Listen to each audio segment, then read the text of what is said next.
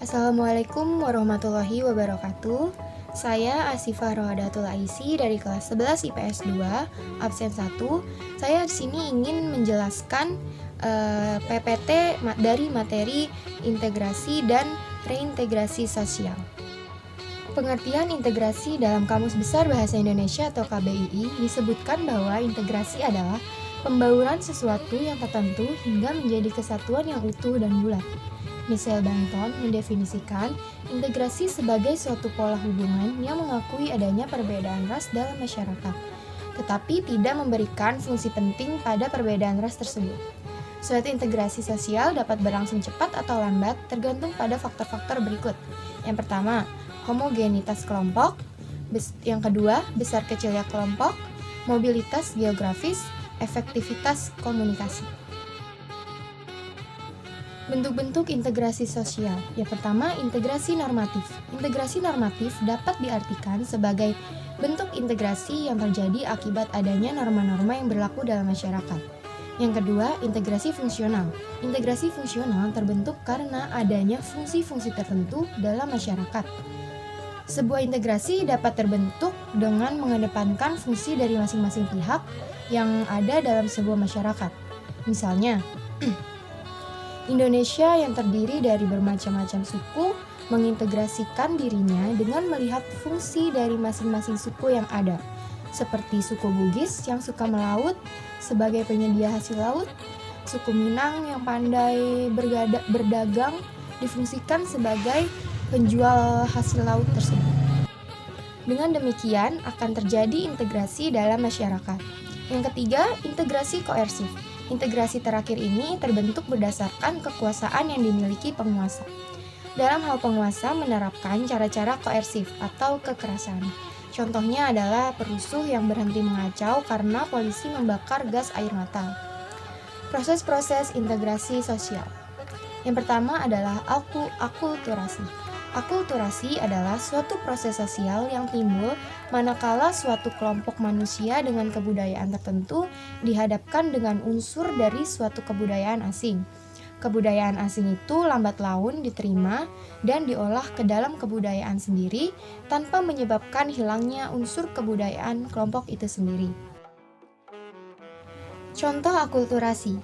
Saat budaya rap dari negeri asing digabungkan dengan bahasa Jawa, sehingga mengerap dengan menggunakan bahasa Jawa. Yang kedua, asimilasi.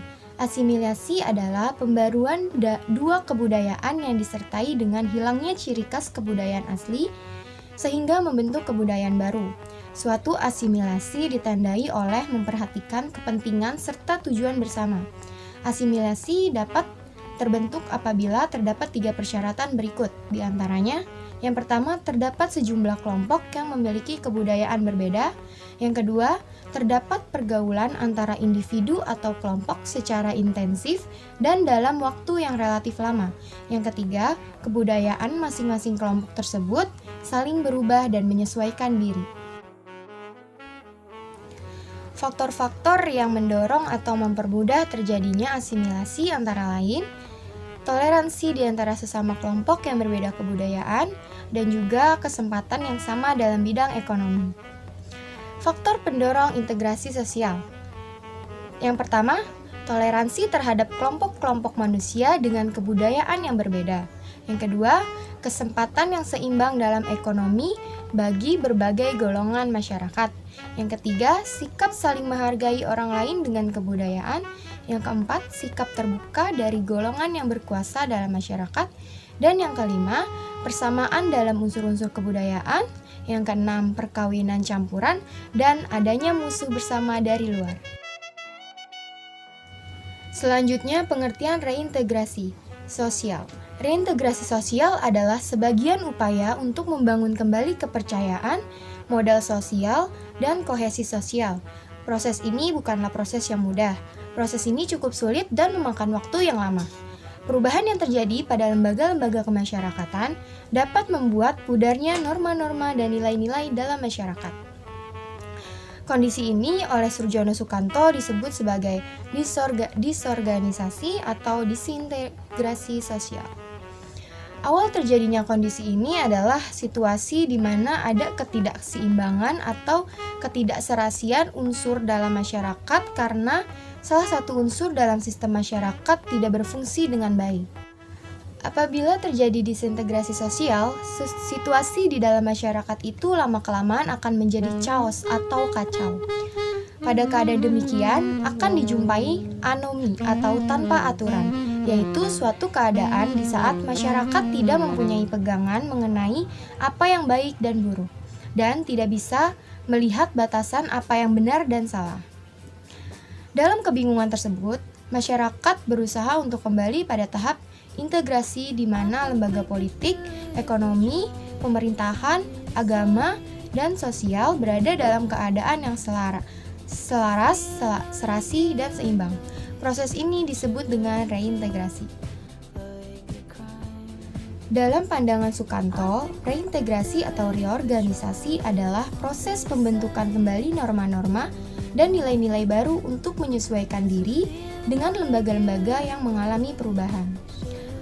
Disintegrasi atau disorganisasi adalah perubahan yang terjadi pada lembaga-lembaga kemasyarakatan dapat membuat pudarnya norma-norma dan nilai-nilai dalam masyarakat. Dalam integrasi sosial, sarana mengendalikan konflik sangat dibutuhkan oleh masyarakat yang berkonflik dengan tujuan untuk menetralkan ketegangan-ketegangan yang timbul dari dampak konflik. Contohnya, melalui kompromi antara perwakilan yang berkonflik melakukan perdamaian dan menyadari kesalahan-kesalahan tindakan yang telah diperbuatnya. Sekian penjelasan dari PPT materi integrasi dan reintegrasi sosial dari saya. Kurang lebihnya mohon maaf. Wabillahi taufiq wal hidayah. Wassalamualaikum warahmatullahi wabarakatuh.